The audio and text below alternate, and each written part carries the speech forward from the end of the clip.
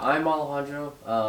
I am the editor-in-chief of the Orion this semester, and I'm Molly Myers. I'm the managing editor, and we just run the student newspaper, and we're trying to get students more involved, and we're happy to be here. That's fantastic. How long have you been working with the Orion? myself for 4 semesters, one as a sports reporter, one as sports editor, one as a contributor, and then my last semester here at Chico, editor-in-chief. That's fantastic. Congratulations. Yeah, thank That's you. great. Yes, and this is my 3rd semester. Right. Yes. All right, yeah, I'll start. So the first question that we have for you, Mr. Perez, is what is your favorite part about Chico?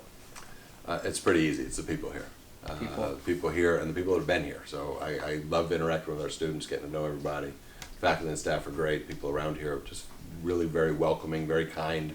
But having lived in Northern California for a good long time, we've known a lot of people that have gone to Chico as well. A lot of alums, a lot of people have sent their kids here, and everybody loved going here. What is your favorite Chico restaurant? Ooh. My favorite food is a burger. Okay. And the best burger I've had here is the Banshee. Really? Yeah. Okay. It's a big Where statement. else might be good? I mean, I go to the Bear, but maybe because it's just... Been there too? Yeah, have Good. you had the Yeah. peanut butter burger? I have not. I'm a little afraid. You need to have it. You, Okay. you need to try it. It's, Okay. it's good. And I haven't, is it Nobby's that has the cheese skirt? Yeah. I haven't been there yet, but I hear it's really, really good. There's a place in Sacramento that used to squeeze in, and they had a cheese skirt one too. What is a cheese skirt? So you take your burger, and then you Okay. take like a massive piece of cheese, and you put it over the top of the burger. And The then bun? No, Or no, the over, meat. over the meat. Okay. And it then flows down over the griddle, and you put it all on there, so it's got a skirt of cheese in it. It's like crunchy. Yeah, it's really good. There used to be one in the airport, Sac Airport. So I don't know if it's still there. To get there early. What was your childhood like? It was pretty fun. Yeah? I was a happy-go-lucky kid. Grew up in California, Mm-hmm. mostly Southern California, San Diego, Ventura County, and then my last 2 years of high school I was in Palo Alto in the Bay Area. Played a lot of sports, outside a lot. It was good. It was fun. What sports did you play? Mostly baseball, but anything. Anything people were playing I wanted to play, and now anything people play I want to watch. So, What did your parents do for work? my parents are both physicists. Oh, wow. Yeah, they met in college. They went to Loyola in New Orleans. They were physics students. And so that was a good while ago. So my mom was the only woman in any class she was ever in. She was the first woman in any job she was ever in. Then they got married and went to graduate school, University of Maryland. And my mom didn't finish her PhD because she had me and my sister. And it was very hard for somebody to have kids and finish graduate school. So she went on to do various different things, worked for IBM, worked for a bunch of different science companies, doing both marketing but research and contracts. And my dad worked for Lockheed for a while, and now he's a physics professor at Auburn University. Oh, wow. He worked for Lockheed? In Palo Alto. In Palo Alto. Yeah. Okay. Yeah. That's cool. So another question that we have is, what is your plans for athletics here at Chico State? We've heard rumors of football. No, you haven't heard rumors of football. You might be trying to start rumors of football. I love athletics. I was a student athlete. I played baseball in college. I didn't play very much. I was on the team in college, and I loved it. I loved the experience. I think what we do for our student athletes, I think, is really great. But what athletics does for a university, when done well, I think is also really great. So I'm all in. I'll be at every event I possibly can be, but it won't be just athletics. I'll be at every music performance, every theater performance, every art show, everything I can be at. I'm gonna be at. But I really do enjoy college athletics and everything about it. I like football too. That's something that is in our history. I don't know that we can bring it back. Did you have any entry-level jobs in high school and college? I did. I cleaned pools several summers, which was a great job. I got to ride a moped around in shorts, and if it ever got too hot, I fell in the pool.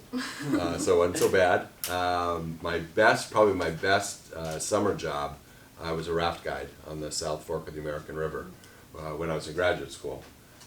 So 3 summers in a row, I took passengers down the American. It was really fun. Oh, that's cool. Yeah. Actually, there's a picture right there of me back when I was a rap guy. Oh, Wow. we're gonna get a picture of that. Back when I was young. Here, I'll show you. Please. Yeah, that was a long time. Oh my god. Yeah. Oh, wait, which one's you? The guide, the one in the middle. The one in the middle, clearly. Oh my god. Yeah. This is amazing. So that was my most fun. Frankly, that's one of my more fun jobs I've ever had. Oh, that's really cool. Yeah, thank you. So, you are going to move into the president's mansion? I already have. You already have? Yes, I've been in about 2 weeks now. Wow, so what is that like? It's great. Yeah? Yeah, it's great. I had a slight wardrobe malfunction this morning, so I got to go home and change. And I'm right in the middle of everything that's going on. Got to go over to move-in day, last week, and talk to some of the students over there. And I promised I would be as quiet as I possibly can be, so that I don't keep them up. But so far, it's been great. Yeah, I love being there. Wow. We're gonna have an event there tonight, so I'm looking forward to inviting the community and showing What's the them. event? We're having an academic senate wine and cheese mixer. So it's after a retreat they're having today. Nice. Yeah. How does it work? Like, do you pay rent? Like, do you just get to move in? Like, So the university owns the house. okay. It was I don't know whether it was gifted or purchased, but it was a long time ago Yeah. that the university obtained it. Presidents lived in it from the 40s into the 90s, and then it was it needed a lot of work, and so the renovations were done over the last handful of years, and I'll live mostly, it'll be upstairs. That'll be our private area, bedrooms, and we'll make a little living room up there. The ground floor will be for public events and for entertaining. So yeah, it's a very nice feature of being the president. Yeah. But it also, like I said, it allows us to right off the bat get to be part of the community, right on campus, and hopefully we're going to use it as an asset to the university. So what changes do you want to make as the president? Are there some key changes that are you looking? We've got some challenges ahead of us. What I don't want to change is what our focus is, and it's our ability to meet that focus. So we're always going to be about student success. We want to create a wonderful environment for our students to learn and to live, and to develop into what they want to be. That's what we're always going to be about. Chico State's got a pretty unique locale, a unique situation where we service, our service region, it turns out, is the size of the state of Maine for Chico State. And so we provide access to high quality higher ed for students within that region. But also, I don't know, I'm going to ask you all where you grew up, but we also provide a unique educational experience to the whole state of California. We're always going to be about that. We always want our faculty and staff to be successful, to do great research, to do great teaching. And then we play a role in the region, which is really important. So that's not going to change. You asked me about changes and what do we need to do differently. We've got budget challenges, we've got enrollment challenges.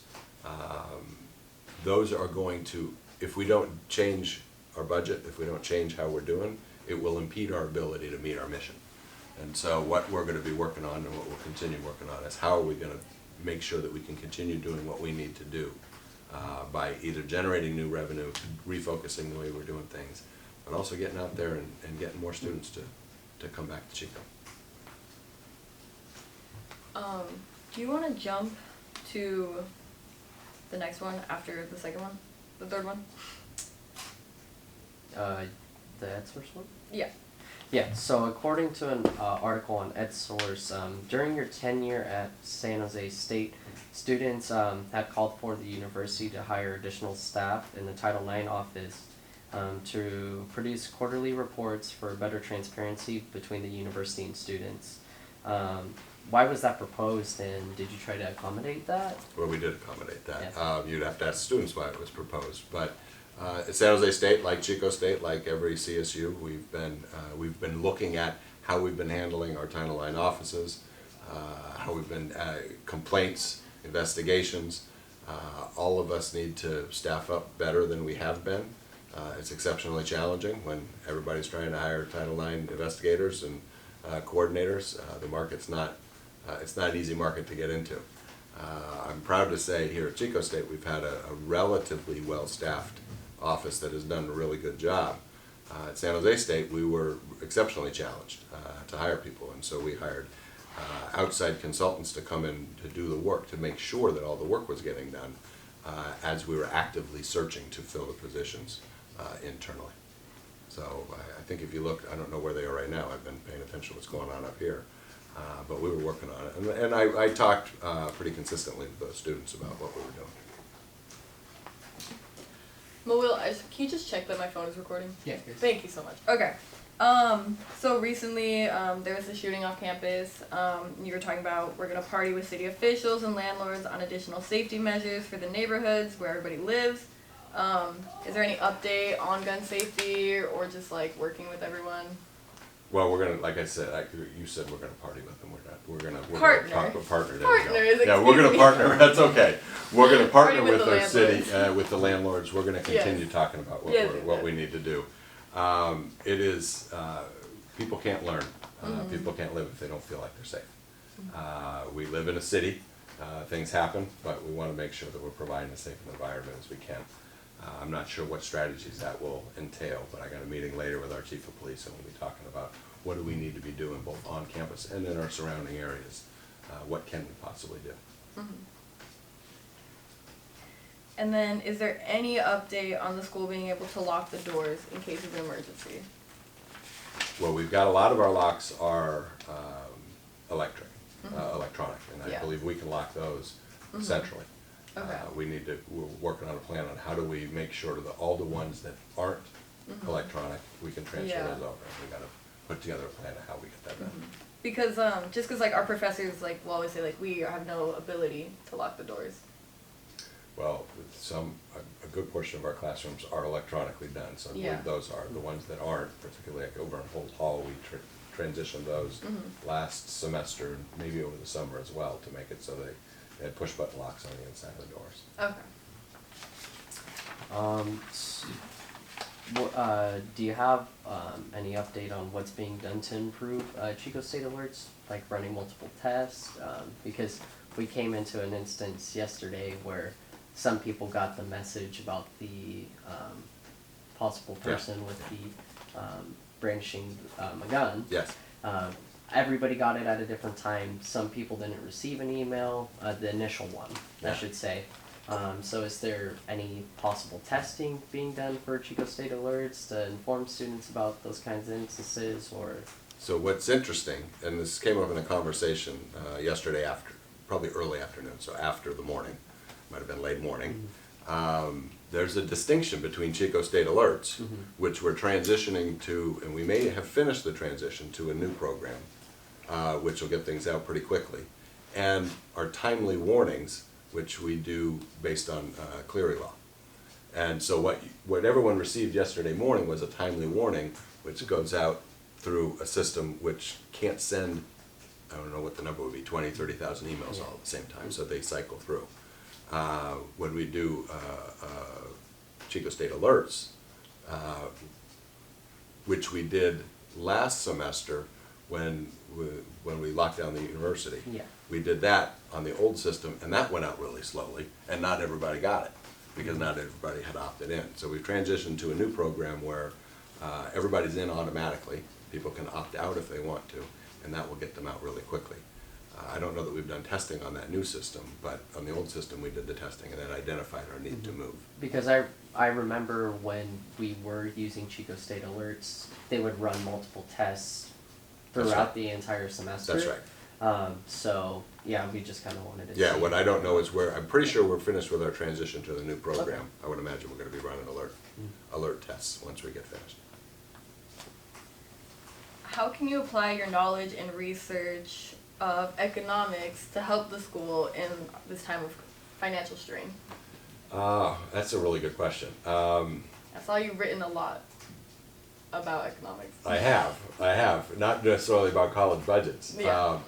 But essentially, there's a handful of principles. Mm-hmm. You're in very close danger of getting a several hour long econ class, right? Because I talk about this all the I time. have time. There's a handful of economic principles that we teach in our principles classes.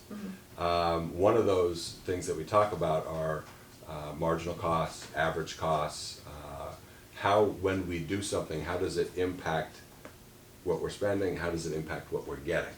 And so when we make decisions, we want to understand what the impact of those things are. So when we talk about budget, if we spend a little bit more on this area, what are we going to get for it? Mm-hmm. If we have to reduce over here, what are we going to lose from that? And how do we balance those choices to impact our budget? Maybe more importantly, the root idea in economics a lot of times is people respond to incentives. Mm-hmm. So how do you structure a budget so that people have incentive to do what you want them to do? So we want to grow our enrollment. So how do we build a budget so when a department or a college increases its enrollment, money is there to provide for it, to try to get colleges and departments to move in directions we want them to. So it's the incentives part that I think is probably the most, at least for me, the most Mm-hmm. interesting. Going off of that, I'm going to jump real quick, Alejandro. We asked students what they wanted us to ask you. Yeah? And someone asked, this is from a master's student, Aurelia Saldana. Okay. What is his opinion on the proposed tuition increases? What is my opinion? Yes. Yeah, I'm probably not going to give a significant answer. What I would encourage people to do is try to understand why it's being proposed. Mm-hmm. There was a study done, I believe it was last spring, that talks about how and shows that the CSU is underfunded for what we're being asked to do. And we've got to generate some more revenue if we're going to continue operating the way we are. And I think that's the genesis for this tuition proposal, is that's one source of revenue that if we don't have it, it's going to be a real challenge for us to continue operating. So, how is the school going to allocate money in regards to the budget cuts? That's two different things. Allocating money is different than cutting budgets. So what we're going to do and what we've done in the past is we've looked at how much money do we have, Mm-hmm. how much do we spend. Mm-hmm. We can't continually spend more than we have. Right? And so we are right now projecting to spend more than we have. Mm-hmm. We did that last year as well. We spent about $9 million of our reserves. And you can think about that as money that's in our bank account. Mm-hmm. Well, bank account's not infinite. If it were, economics wouldn't exist because we'd have unlimited resources. But since we have some level of reserves, we can use those to pay for our expenditures above our revenues for some period of time. So over the next handful of years, we're going to work to grow these revenues and manage our expenses. But we can't just cut our expenses so much. If I cut all of our classes, we would hardly spend any money, but we also wouldn't have any students. So we wouldn't be meeting our mission. We wouldn't be getting an allocation from the state, so we'd be cutting our revenues as well. So we've got to strategically figure out how do we increase our revenues, meeting our mission, making sure our students have what they need, and doing it within our budget, within the amount of resources that we have. But we can use our reserves to smooth that over the next couple of years. And this will be a couple-year process as we do it. This is the second time you've become president at a university after a scandal. What did you learn from being president at San Jose that you can apply to Chico State? When I became president of San Jose, it was exciting in a lot of ways. Right? It's a pretty interesting university. It's a big one in a very important part of our state. The mission there is very similar to the mission here. Right? We're here to support our students' success, figuring out what our region needs and how do we help our students develop into what they want to be. I don't know that I learned this when I went to San Jose, but it reinforced it with me. Particularly in times of stress and in times of crisis, if we consistently concentrate on what are we here for, it makes it not always easy to decide what to do, certainly not always easy to do it, but it's easy to say, here's what we're here for. We're here to support our students. What do we need to do to be able to do that? When things are chaotic, when things are in crisis, I think it's important to focus. Remain calm, and we do that by saying, all right, what are we here for? Let's make sure we keep our eyes on that. So again, I don't know that I learned it Yeah. there. It wasn't, I developed that, and other people have obviously said that before me. But it certainly reinforced it with me there, to make sure that everybody is, here's what we're here for. Let's make sure we continue doing that. How important is it to have our safety systems throughout the school up to date? I think it's crucial. As I said earlier, I don't think people can really learn, we can't operate really well if people don't feel safe. So we've got to make it so that people feel as safe as we possibly can. That's why we've got to make sure our safety systems are up to date, our ability for people to report concerning behavior. We want to make sure that those are responded to. We've got processes that take care of those. On top of that, we want to make sure everybody feels welcome. So there's more to safety than just physical safety. There's emotional safety and psychological safety as well. So we want to make sure everybody feels welcome and included, and knows that they are, all at the same time. So I talked a little bit in the convocation the other day about we've got certain priorities. We can't achieve those priorities unless we have foundational activities covered, and one of those is safety. We want to make sure we have as safe a campus as we possibly can so that we can do the great things that we want to do. What factors into a president's salary? I'm not sure I understand the question. Like, people are curious, what decides what a president gets paid? That's a decision that's made by the Board of Trustees. I work for the Chancellor and the Board of Trustees. They're my bosses. And they determine what the salaries are, and what they want to pay each of the presidents. Why has there been so much turnover within the CSU school system with 3 new presidents, including yourself? Given we know what happened with Gail, she retired, but would you be able to fill people in on why? Well, I know most of the people that retired, having served as a president before, but having been in the system for a long time. The president at Sacramento, he retired as well, having served there for 7 or 8 years. There's various different reasons that there's turnover in a president's position. There's 23 campuses within the CSU system. There was probably a relatively large number of vacancies in this last year that were filled and going to be filled.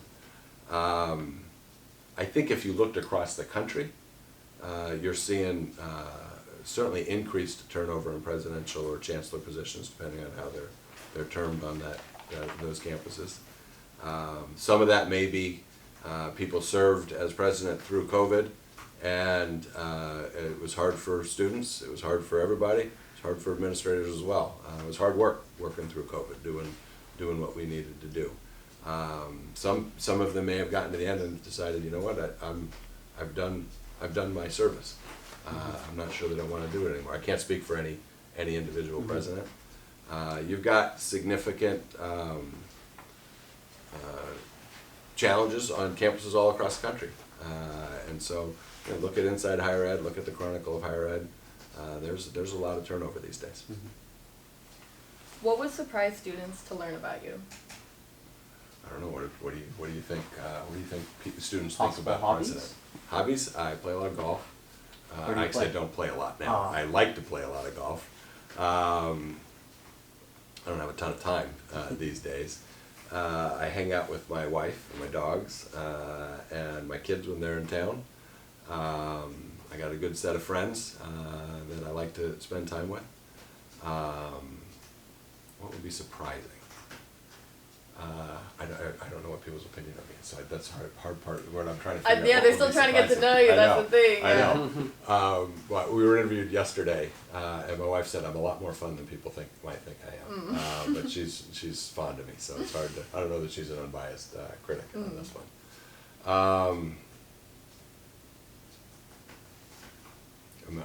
As we're talking, I'll try to think of something that might be Okay. surprising. Yeah. Well, this is something we asked President Hutchinson that students really enjoyed. Do you have a drink? But what's my favorite thing to drink? Yeah, like an alcoholic beverage. I'm pretty straightforward a lot of times. I enjoy drinking bourbon. My favorite, like a cocktail drink, would probably be a Manhattan. Okay. Yeah. Very nice. Do you have any words of wisdom for Chico State students or just any college students in general? Yeah, I've told the students this a lot. The best thing you can possibly do is get involved with your campus. Get involved with your peers. You all are doing it because you're working for the Orion, so you've already got sort of an affinity group that you're working with and people that you can count on or rely on. There's significant evidence that shows that people that connect with their campus are more successful as college students. But it also makes it a lot more fun. And so coming to a university, coming to college can be scary. We just had a bunch of first-year students come to campus. It's their first time away from home or it's first time on campus. They're nervous, they're anxious, and all of that is natural. So you get involved with things on campus, get involved with clubs, with anything, but the most important thing you can do is if you're wondering about something, if you're worried about something, if you're afraid about something, ask.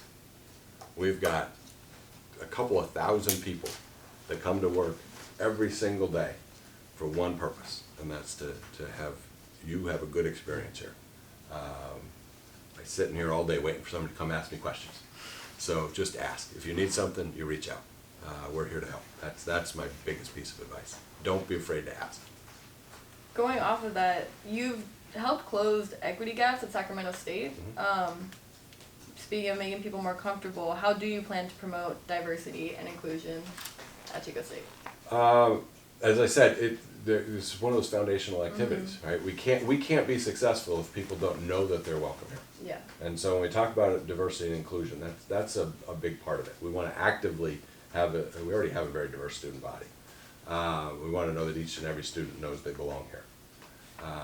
That'll be a matter of we've got to do different activities. We've got to look at our policies, look at the way we're teaching our classes, look at how people are interacting with each other on campus. I am all ears. I would love to hear what people's ideas are, what their experiences are. We've got some really talented people that are already working on it, and I'm going to support them as much as we possibly can. There's multiple reasons why it's important. At its core, as I said, I don't think we can be successful without being inclusive.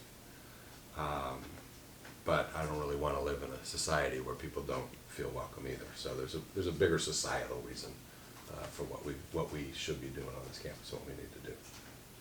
I'm just going to do a time check right now. It's 11:30. We're doing okay on time? Yeah, I got things up? probably about 7 more minutes. Okay. Yeah. Okay. What are some misconceptions about your role as the president?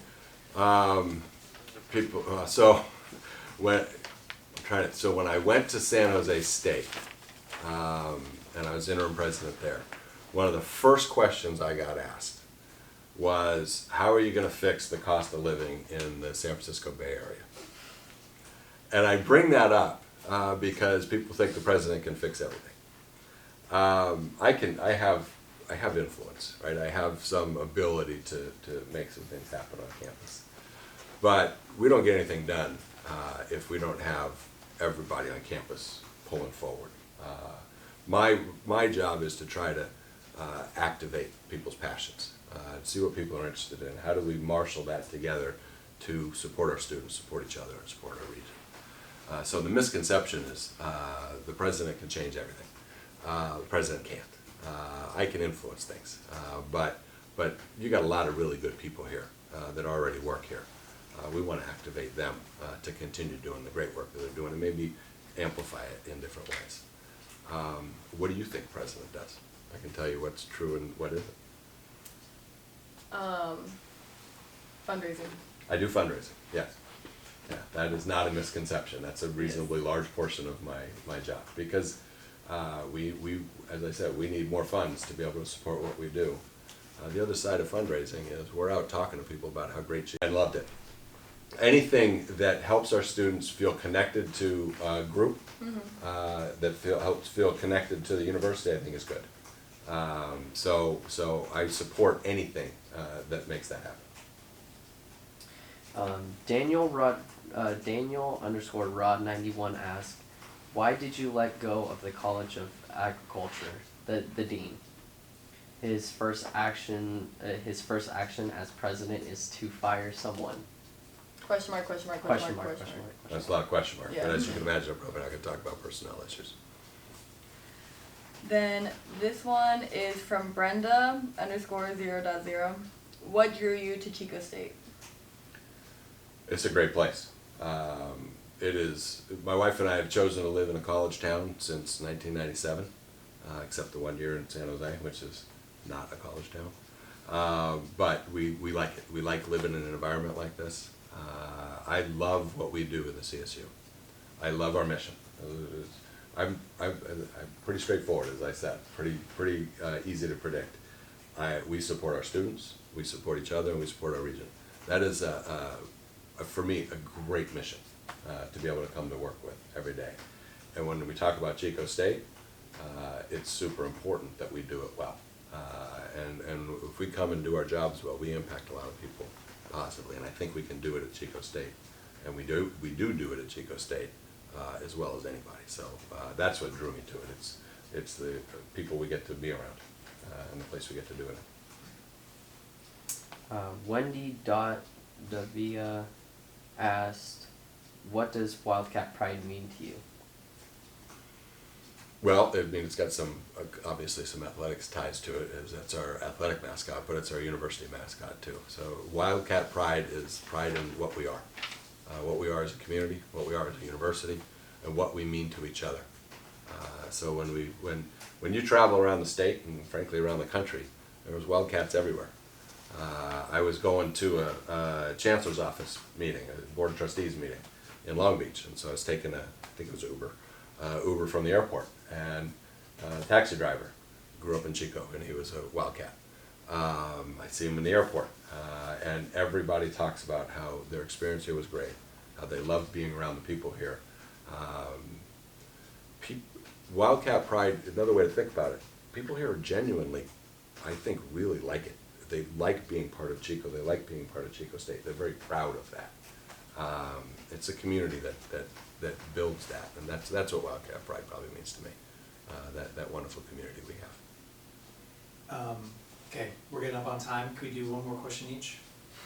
Yes. It's hard to choose. Do you It want is to do hard the to final, or What's that? do you want to do the final? You go first, and then I have one more.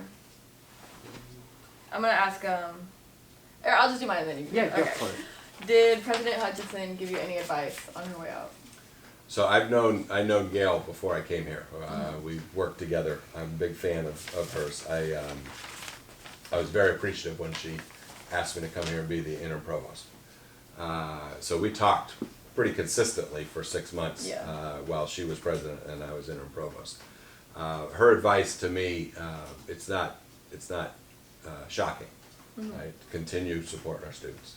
Continue doing what we need to do to make sure that we're here for our students and we're here for each other. I think that's probably the best piece of advice she gave, but we talked pretty much about a lot of things. Yeah.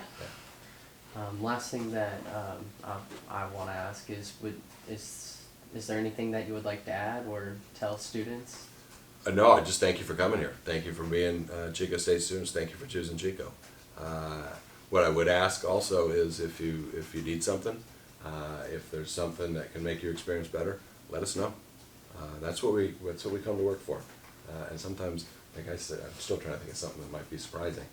I'm not sure what people are wondering about, right? And what people need sometimes. So you got to share it with us. Don't be shy. That's what I'd say to our students. Yeah. Awesome, thank you. And if I could throw one last one at you from the Butte College newspaper, they just wanted a hard-hitting question. Is a hot dog a sandwich? That's a great question, and I've heard the debates over and over and over again on the radio. I'm somewhat reluctant to answer because I'm not sure what constituency I'm going to turn off with an answer. But I'm going to answer. It is a hard-hitting one. A hot dog is not a sandwich. It's a hot dog. All right. So I I'll let the agree. chips fall as where they may. Now, Fantastic. what is a good hot dog, though, is a hot dog with a bunch of chili on it, some tomatoes, onions, and cheese, and also if you wrap it in bacon, that's pretty good too. And then That's-